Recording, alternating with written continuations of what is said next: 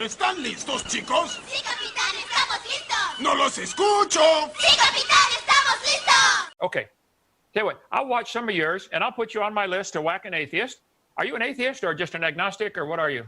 I don't really feel like telling you because it's not really part of this discussion. It has nothing to do with God whatsoever, unless we want to actually talk about the Bible like I wanted to do earlier. Can we? No. That wasn't the title of the debate. The debate was the evidence for evolution. You're claiming there is evidence for evolution. No, the title of the debate is evolution versus creation, and the Bible is your evidence for creation. Well, no, even without the Bible, I could say it's obvious there's a creator. I think somebody created this coffee cup. Had nothing to do with the Bible. This has a creator. Yeah, another man-made object that has nothing to do with anything. Your argument is that a designed thing exists, therefore everything is designed. Well, I can tell you that something like a snowflake forms spontaneously, so everything forms spontaneously. Neither of those conclusions follow from the premise. They're both bad arguments. You should stop saying it, even though it's one of your favorite ridiculous things to say. Well, it's not ridiculous. It's true. And you're not getting it, obviously. So I need to say it over and over again. I'll tell you what, most of the audience is getting it, even though you are not. It is true. Do you believe the first living cell, the first living creature on the planet, came from something that was non-living? Because I used a coffee cup, which is non-living. Do you believe the first living cell came from something non-living? Kind of a gray area, but at some point you'd have to demarcate that. Yes. Okay. So how did this non-living, whatever it was, soup, collection of chemicals, you can have whatever you want. How did it you're not saying rock anymore? Well, that's what the textbook shows, that the rock. No, it doesn't. But that's what you always do say. But it's interesting that you're not saying it right now because you know that I'm going to try to get you to admit it, Dave. Now listen. Do you believe the Earth began as a hot ball of rock 4.625 billion years ago, or whatever number they're using now? Yeah. Okay. Did the rocks cool down, and then it rained on the rocks and produced chemical oceans containing chemical soup? You can call it soup. I wouldn't, but fine. Most of the textbooks call it a soup. Okay. Do you believe this soup somehow came alive? Eventually, over millions of years. Organic molecules organize themselves into ordered systems, which eventually we can describe as life. The living things came out of this organic molecules came from this soup, from the rocks that got rained on. Dave, you believe you came from a rock. You just admitted it. Don't even know it. No, I don't.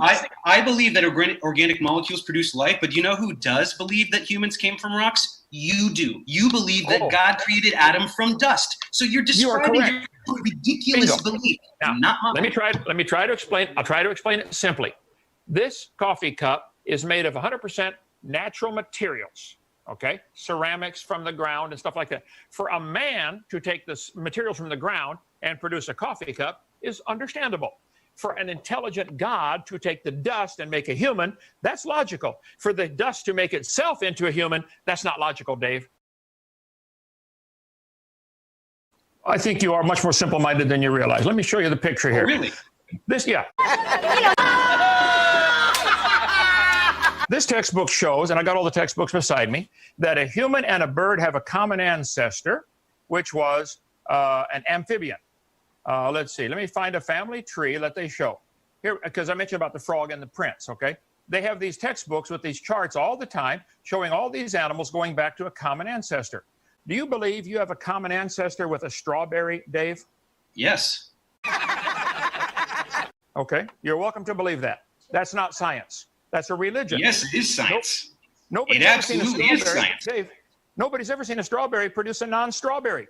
You might get a bigger strawberry. That's not what evolution says happens. Nothing in evolution ever says that dogs produce non-dogs. Nowhere is that said. What does that have to do with anything? Dave, calm down. Let's take that statement. Nowhere does evolution say dogs produce non-dogs. Is an amoeba a dog? No. Just yes or no. Okay. Did the dog come from an amoeba? They had a common ancestor. Dave, come on, yes or no? Did the dog come from an amoeba? What does this have to do with anything? You're not asking a question, son. It did not come from an amoeba. No, it did not come from an amoeba. What does that matter? Well, the charts in the book show the amoeba turning into all the creatures, including the dog. No, they don't. Show me a book that shows that, Ken. No book shows that. Show me. anything coming from an amoeba. Is an amoeba a eukaryote? A eukaryote simply means the cell contains a nucleus that's bound in a membrane. And I'll use the same terminology you've been using. In your simple mind, you think because they're all eukaryotes, therefore they're all related. Couldn't that not be of common design? You know, all the cars on the highway have metal in them, iron. You're just using the exact same analogy. Why are you talking about cars? They're not biological organisms. This is not a valid analogy. Oh, you're saying that there's something designed, therefore everything is designed. No. Adding biological ability to reproduce makes it a trillion times more complicated, much harder for you.